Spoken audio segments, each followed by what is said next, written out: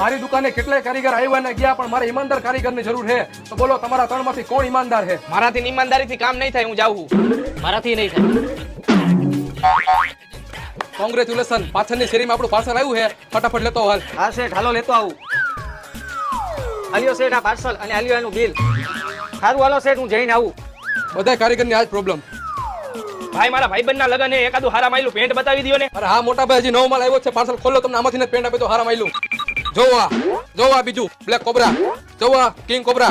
આ king cobra ગમી ગયું. કેટલા રૂપિયા આના? આ કિંગ કોબરાના 1400 રૂપિયા ભાઈ. કા શેઠ, બિલમાં તો આ પેન્ટના 1000 રૂપિયા ભાવ લખ્યો. આ ભાઈને તમે કેમ 1400 રૂપિયા કીધો હો? તમે બધા કર્યા કાયદે આવું જ કરો હો. ભાઈ તું એક જ આ દુનિયામાં ઈમાનદાર માણા હો. હું જાઉં છું.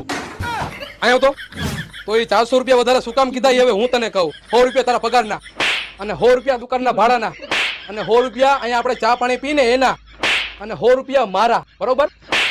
નીકળ અહીંથી.